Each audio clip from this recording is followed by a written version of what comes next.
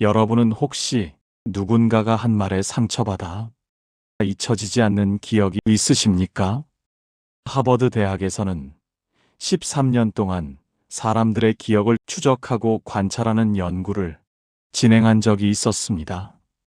연구 결과 감정이 강하게 연결된 기억은 시간이 아무리 흘러도 사라지지 않고 남아 있었습니다. 특히 가까운 사람에게 받은 상처일수록 더 오래 지속되었습니다. 일반적인 기억에 비하면 2.5배 정도 더 생생하고 오래 남아있는 셈입니다. 사람들은 흔히 말합니다. 시간이 지나면 다 잊혀진다고, 세월이 약이다고 말입니다. 하지만 정말 그럴까요? 사랑하는 자식들로부터 혹은 부모님들께 이게 다 너 때문이야 라는 소리를 듣고 상처받은 경험 있지 않으신가요? 아니면 친구들로부터 넌 별것도 아닌 걸로 왜 이렇게 예민하니? 넌 그 정도밖에 안 되잖아 하는 말에 상처받으신 경험은요? 시간이 약이라면 왜 이 기억들은 우리가 가장 약할 때마다 순간순간 떠올라 더 괴롭게 만드는 걸까요? 상처 준 사람은 벌써 잊고 멀쩡한데 당신만 밤에 그 순간을 떠올립니다. 그 사람의 냉정한 말과 차가운 시선이 문득 떠오릅니다. 그럴 때 우리는 생각합니다. 나만 아직도 이러는 건가? 나만 못 잊는 건가? 내가 집착하는 건가? 아닙니다. 시간은 상처를 없애는 게 아닙니다. 단지 익숙하게 만들 뿐입니다. 당신이 오래 기억하는 건 약해서가 아닙니다. 그만큼 진심으로 마음을 썼기 때문입니다. 상처가 오래 남는 건 당신이 틀려서가 아니라 당신이 그 관계에 진심을 다했다는 증거입니다. 정약용은 18년 유배 생활 동안 수없이 사람들에게 상처받았습니다. 권세 있을 때 형제처럼 지내던 이들이 유배를 가자 한순간에 돌아섰습니다. 그 긴 세월 동안 정약용은 깨달았습니다. 사람의 본성은 숨길 수 없다는 것을 말입니다. 그래서 정약용은 두 아들에게 편지를 썼습니다. 사람을 오래 봐야 안다는 말이 있으나 진실로 보는 자는 처음부터 안다. 정약용은 작은 신호로 사람을 판별했습니다. 말이 아니라 행동으로, 약속이 아니라 일관됨으로 사람을 보았습니다. 오늘은 정약용이 발견한 것들을 함께 확인해 보려 합니다. 나를 아프게 한 사람은 왜 멀쩡한지, 내가 당한 게 우연이 아니었다는 것, 내가 약한 게 아니라 믿음이 컸다는 것, 그리고 시간이 지나도 낫지 않는 게 정상이라는 것을 말입니다.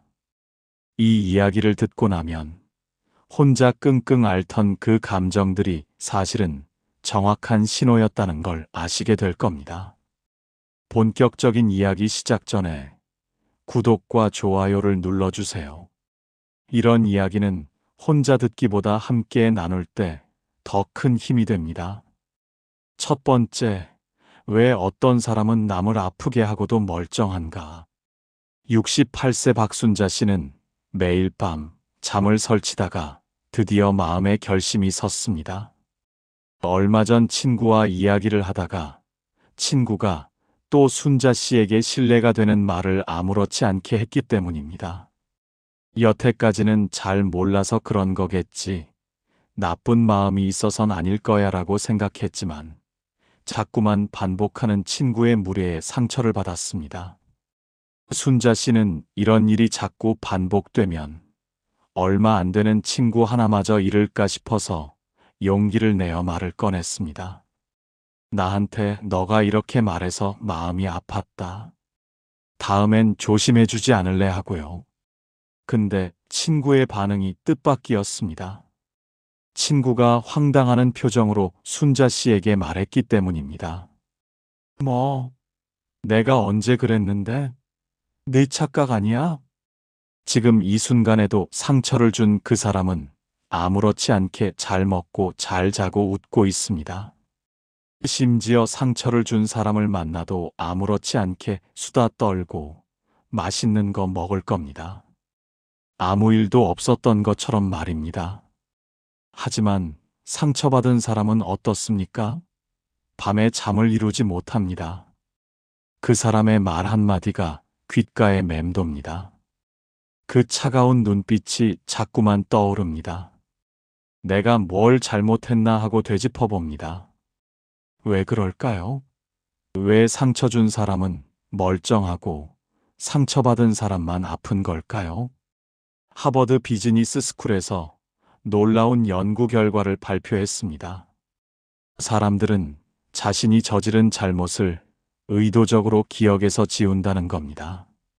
실험 참가자의 68%가 자신의 부당한 행동을 6개월 후에는 기억하지 못했습니다. 더 놀라운 건 타인에게 준 상처는 더 빨리 망각한다는 겁니다. 3개월 내에 82%가 잊어버렸습니다. 네, 맞습니다.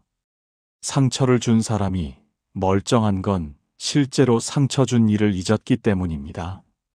아니, 정확히 말하면 기억에서 지워버린 겁니다. 스탠퍼드 대학의 연구는 더 충격적입니다. 반복적으로 타인에게 상처를 주는 사람은 점점 감정적으로 둔감해진다는 겁니다. 3회 이상 반복하면 죄책감이 50% 감소합니다. 습관처럼 상처를 주다 보면 아예 감정이 마비되는 거죠. 상처받은 사람을 계속 곱씹는 문제를 정작 무례한 사람은 자신의 잘못을 금방 잊어버립니다. 마치 없었던 일처럼요. 그리고 잊어버렸기 때문에 똑같은 무례를 반복합니다. 아리스토텔레스는 이렇게 말했습니다. 악인은 자신의 악함을 모른다.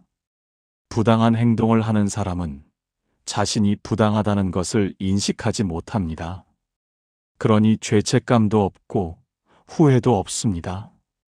그저 멀쩡할 뿐입니다. 만약 여러분이 상처받았다고 느꼈다면 예민해서 착각한 게 아닙니다. 정말 상처받은 게 맞습니다. 상처를 준 사람은 깨달음도 뉘우침도 없습니다. 그저 자신의 본성을 내키는 대로 막 휘두르며 살아가는 사람들입니다. 여러분은 이런 사람들마저도 진심을 다해 애쓰고 인연을 지키려 노력했습니다. 하지만 오늘날 정약용은 말합니다. 작은 행동, 마음가짐, 몸가짐으로 사람을 구분해서 사귀라고 말입니다. 스스로를 지키고 당신의 진짜 인연을 소중히 아끼기 위해서라도 정약용의 조언에 따라 이제는 사람의 본성을 보는 눈을 가져야 합니다. 당신의 진심에 보답하는 사람들로만 주변을 채워도 부족하기 때문입니다. 두 번째, 사람은 달라도 본성이 똑같은 무례한 사람들. 사실 여러분의 주변 사람들은 당신의 혜택을 많이 봤습니다. 무슨 일이 있었겠지, 스트레스를 많이 받았나 보다. 잘 모르니까 그런 거겠지. 이런 당신의 배려를 주변 사람들은 수시로 받았습니다. 가족이나 형제들도 예외는 아닙니다. 오히려 더 가까울수록, 더 친할수록 가슴에 못이 박히는데도 더 많이 이해하려 한평생 노력해왔습니다. 물론 다시 돌려받는 배려도 있습니다. 내가 안 좋고 어려울 때 당신의 배려와 이해를 받았던 사람들은 당연하다는 듯 배려로 돌려줍니다. 하지만 이걸 악용하는 사람도 있습니다. 정약용이 말한 사람들의 특징입니다. 본성이 못되고 무례한 사람들. 이 사람들에게는 공통점 5가지가 있습니다. 이 작은 습관들만 알아채면 그 사람에게 상처받기 전에 마음의 경계를 세우고 알아차릴 수 있습니다. 지금부터 작은 신호들을 알아보겠습니다. 첫 번째, 그렇게까지 예민할 줄 몰랐어라고 말하는 사람입니다. 당신이 상처받았다고 말하면 그들은 이렇게 답합니다. 나는 그냥 한 말인데, 너무 예민한 거 아니야? 농담인데 뭘 그렇게 심각하게 받아들여? 이렇게 말하면서 오히려 당신이 문제인 것처럼 만듭니다. 두 번째, 내가 오해한 거야라고 말하는 사람입니다. 당신의 감정은 무시하고 자기 의도만 강조합니다. 내가 그런 의도로 한 말이 아니었는데 내가 오해한 거지. 결국 당신이 잘못 받아들인 것처럼 만듭니다. 세 번째, 나도 힘들어라고 말하며 화제를 돌리는 사람입니다. 당신이 상처를 이야기하면 갑자기 자기 힘든 이야기를 시작합니다. 나도 요즘 힘든 일이 많아서 하면서 당신의 상처는 묻혀버립니다. 당신은 오히려 미안해집니다. 네 번째, 다 너를 위해서 한 말이야 라고 말하는 사람입니다. 상처 주는 말을 하고 나서 솔직하게 말해주는 게 진짜 친구잖아. 너한테 도움이 될까봐 해주는 말이야 하면서 선의로 포장합니다. 하지만 당신의 가슴에는 칼이 꽂힙니다. 다섯 번째, 사과할 때 그런 데를 붙이는 사람입니다. 미안한데, 그런데 너도 좀. 내가 잘못한 건 인정하는데 왜 나만 갖고 그래? 사과하는 척하면서 결국 당신 탓으로 돌립니다. 이런 말들을 들을 때마다 당신은 혼란스러웠을 겁니다. 내가 진짜 예민한 건가? 내가 오해한 건가? 내가 이기적인 건가? 하고 말입니다. 아니 땐 굴뚝에 연기 나려는 속담이 있습니다. 근거 없는 소문은 없다는 뜻이죠. 마찬가지입니다. 당신이 느낀 그 불편함에는 근거가 있습니다. 작은 신호가 진실을 말하고 있었던 겁니다. 정약용은 이렇게 말했습니다. 사람을 알려면 그가 작은 일을 대하는 태도를 보라. 작은 말투 하나, 작은 습관 하나에서 그 사람의 본성이 드러납니다. 우연이 아닙니다. 당신이 불편한 감각을 느꼈다면 일단 거리를 두고 먼저 나의 마음을 지켜야 합니다. 너무 많은 정성과 노력을 부어서는 안 됩니다. 본성이 무례한 사람들은 쉽게 바뀌지 않습니다.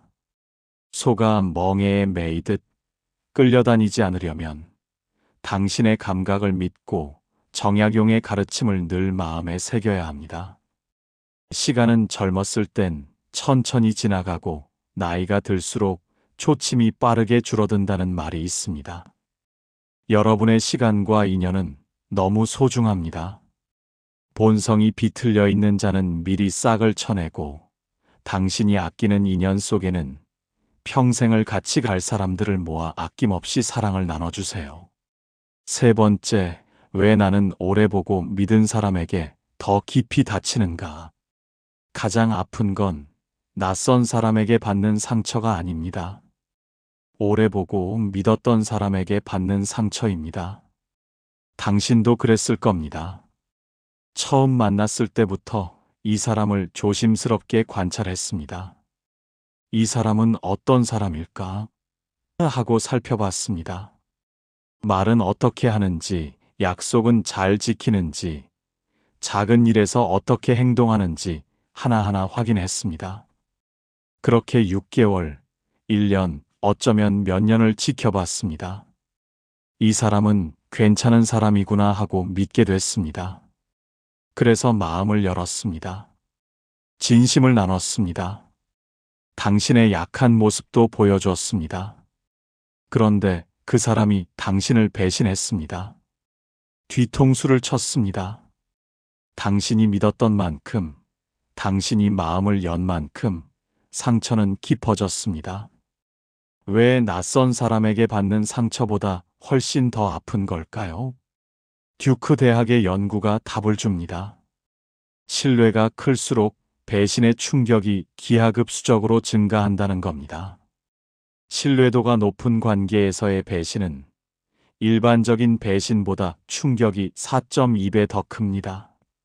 노스웨스턴 대학의 연구는 더 구체적입니다. 오래 관찰하고 선택한 관계일수록 실망이 더 깊다는 겁니다. 6개월 이상 관찰한 후 형성된 관계에서 배신을 당하면 그 충격도가 68%더 높습니다. 왜 그럴까요? 당신이 시간과 마음을 투자했기 때문입니다. 당신이 조심스럽게 관찰하고 신중하게 선택했기 때문입니다. 이 사람은 다를 거야 하고 믿었기 때문입니다. 정약용은 두 아들에게 이렇게 편지를 썼습니다. 사람을 오래 봐야 안다는 말이 있으나 진실로 보는 자는 처음부터 안다. 이 말의 뜻이 이제 이해가 되실 겁니다. 오래 봐서 안다는 게 아닙니다. 오래 보는 동안 믿음이 쌓이는 겁니다. 그 믿음이 클수록 무너질 때 더 아픈 겁니다. 믿는 도끼에 발등 찍힌다는 속담이 있습니다. 믿었던 사람에게 배신당하는 게 가장 아프다는 뜻입니다. 옛날 사람들도 알고 있었던 겁니다. 신뢰가 깊을수록 배신의 아픔도 크다는 걸 말입니다. 옛 사람들은 이런 사람을 배은망덕하다고 했습니다. 은혜를 배반하고 덕을 잇는다는 뜻입니다. 당신이 베푼 신뢰를, 당신이 준 진심을 저버린 사람입니다. 당신이 이렇게 아픈 건 당신이 약해서가 아닙니다. 당신의 믿음이 컸기 때문입니다. 당신이 신중하게 선택했기 때문입니다. 당신이 진심으로 관계를 쌓았기 때문입니다. 당신은 잘못하지 않았습니다. 당신은 오래 보고 신중하게 선택했습니다. 당신은 최선을 다했습니다. 문제는 당신이 아니라 그 사람이었습니다. 당신의 신중함이 틀린 게 아닙니다. 당신의 믿음이 틀린 게 아닙니다. 단지 그 사람이 그 믿음을 배신했을 뿐입니다. 이제 아시겠습니까? 당신이 더 아픈 이유가 말입니다. 당신이 약해서가 아닙니다. 당신의 믿음이, 당신의 진심이 컸기 때문입니다. 네 번째, 상처 뒤에 조용히 시작되는 마음의 후유증. 병원 대기실입니다. 박영자 씨가 앉아 있습니다. 옆에 앉은 사람이 말을 겁니다. 어디 안 좋으세요? 영자 씨가 짧게 답합니다. 네. 더 이상 말을 하지 않습니다. 예전에 영자 씨는 이랬습니다. 누가 물어보면 자세히 이야기했습니다. 자기 이야기도 하고 상대방 이야기도 들어주고 금방 친해졌습니다. 그런데 요즘은 다릅니다. 말수가 줄었습니다. 사람들과 거리를 둡니다. 먼저 다가가지 않습니다. 누가 친절하게 대해도 경계합니다. 이 사람도 나중에 돌변하는 거 아닐까 하는 생각이 듭니다. 영자 씨도 압니다. 자기가 예전 같지 않다는 걸, 자기가 차갑게 변했다는 걸. 하지만 어쩔 수 없습니다. 마음이 저절로 그렇게 움직입니다. 상처 뒤에는 조용히 후유증이 시작됩니다. 말수가 줄어듭니다. 경계심이 생깁니다. 망설이게 됩니다. 예전처럼 마음을 열지 못합니다. 컬럼비아 대학의 연구가 있습니다. 가까운 관계에서 받은 상처는 뇌에서 물리적 통증과 같은 영역을 활성화한다는 겁니다. 실제로 아픈 겁니다. 마음이 아픈 게 아니라 뇌가 아픈 겁니다. 스탠퍼드 대학의 용서 연구도 있습니다. 용서 교육을 받은 그룹도 상처 기억 자체는 감소하지 않았습니다. 용서 후에도 85%가 사건 자체는 기억합니다. 용서한다고 기억이 사라지는 게 아닙니다. 쇼펜하우어는 이렇게 말했습니다. 시간은 상처를 치유하지 않는다. 단지 익숙하게 만들 뿐이다. 시간이 지난다고 상처가 사라지는 게 아닙니다. 그냥 익숙해질 뿐입니다. 멍은 겉보다 속이 늦게 났습니다. 겉으로 보기엔 괜찮아 보여도 속은 아직 아픕니다. 시간이 더 필요합니다. 세월이 약이다라는 속담이 있습니다. 하지만 모든 상처가 시간으로 낫는 건 아닙니다. 어떤 상처는 시간이 지나도 남습니다. 옛 사람들은 각골난망이라는 말을 했습니다. 뼈에 새겨 잊기 어렵다는 뜻입니다. 은혜나 원한을 잊을 수 없다는 겁니다. 시간이 지나도 낫지 않는 게 이상한 게 아닙니다. 그게 정상입니다. 상처가 깊었기 때문입니다. 당신이 진심을 다했기 때문입니다. 당신이 말수가 줄어든 건 당신이 나빠져서가 아닙니다. 당신의 마음이 자기를 보호하려는 겁니다. 당신이 경계하는 건 당신이 냉정해져서가 아닙니다. 당신이 또 다치지 않으려는 겁니다. 5번째, 정약용이 말하는 사람을 보는 기준. 정약용은 18년 유배 생활 동안 사람들을 관찰했습니다. 권세 있을 때 형제처럼 지내던 이들이 유배를 가자 한순간에 돌아섰습니다. 심지어 먼저 모욕을 주기도 했습니다. 그 긴 세월 동안 정약용은 깨달았습니다. 사람을 볼 때 무엇을 봐야 하는지 말입니다. 정약용은 이렇게 말했습니다. 말은 잎이요, 행위는 뿌리니라. 말은 쉽게 바뀝니다. 상황에 따라 달라집니다. 하지만 행동은 거짓말하지 않습니다. 뿌리는 숨길 수 없습니다. 또 이렇게 말했습니다. 진심은 시간이 아니라 일관됨으로 증명된다. 오래 봐서 아는 게 아닙니다. 일관되게 행동하는지를 보는 겁니다. 좋을 때나 나쁠 때나 이익이 있을 때나 없을 때나 똑같이 행동하는지를 보는 겁니다. 하버드 의대에 회복 탄력성 연구가 있습니다. 상처받기 쉬운 사람이 회복 후 더 강한 면역을 형성한다는 겁니다. 고통을 경험한 사람의 62%가 더 성숙한 대인관계를 형성합니다. 상처받았다고 당신이 약한 게 아닙니다. 오히려 당신이 더 성숙해지는 겁니다. 나무를 심을 때 잎을 보지 않습니다. 뿌리를 봅니다. 잎은 계절마다 바뀌지만 뿌리는 변하지 않습니다. 사람도 마찬가지입니다. 말을 보지 말고 행동을 보십시오. 옛 사람들은 양두구육이라는 말을 했습니다. 양의 머리를 걸어놓고 개고기를 판다는 뜻입니다. 겉과 속이 다른 사람입니다. 또 동상이몽이라는 말도 했습니다. 같은 침상에서 다른 꿈을 꾼다는 뜻입니다. 겉으로는 함께하지만 속으로는 다른 생각을 하는 사람입니다. 가는 말이 고와야 오는 말이 곱다는 속담이 있습니다. 자신이 남을 대하는 태도가 자신에게 돌아온다는 뜻입니다. 또 3살 버른 80까지 간다는 속담도 있습니다. 어릴 때 형성된 본성은 변하지 않는다는 뜻입니다. 이제 당신은 압니다. 무엇을 기준 삼아 마음을 줄지 말입니다. 말이 아니라 행동을, 약속이 아니라 일관됨을 보십시오.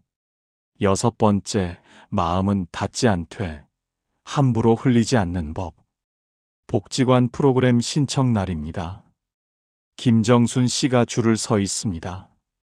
앞에 선 사람이 뒤돌아보며 말합니다. 어머, 정순 씨, 오랜만이네. 요즘 어떻게 지내? 정순 씨가 짧게 답합니다. 네, 잘 지냅니다. 더 이상 말을 하지 않습니다. 예전에 정순 씨는 달랐습니다. 이런저런 이야기를 나눴습니다. 자기 이야기도 하고 상대방 이야기도 들어줬습니다. 하지만 요즘은 조심스럽습니다. 너무 많이 말하지 않습니다. 적당한 거리를 둡니다. 정순 씨가 냉정해진 걸까요? 아닙니다. 정순 씨가 마음을 지키는 법을 배운 겁니다. 세네카는 이렇게 말했습니다. 상처는 약한 자의 표식이 아니라 살아있는 자의 증거다.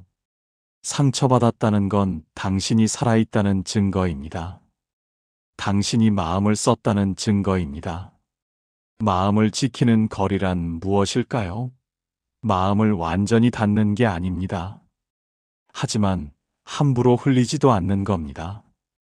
담장은 집을 고립시키려는 게 아닙니다. 집을 오래 살게 하려는 겁니다. 담장이 있어야 집안이 편안합니다. 담장이 있어야 집이 무너지지 않습니다. 당신도 담장이 필요합니다.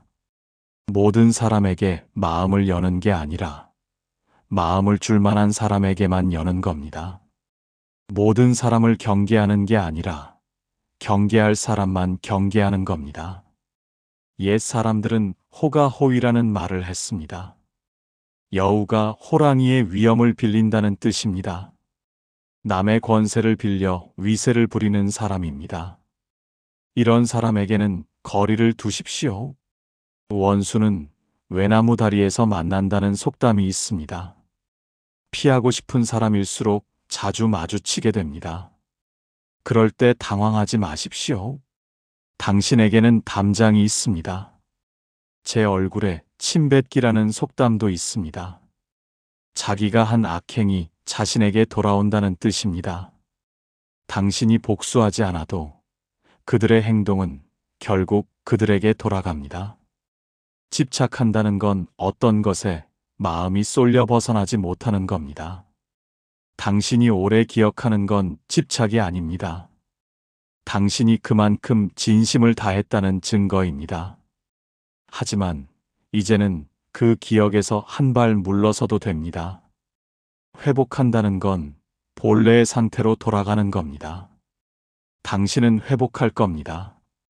천천히, 조금씩 본래의 당신으로 돌아갈 겁니다. 마음을 닫지 마십시오.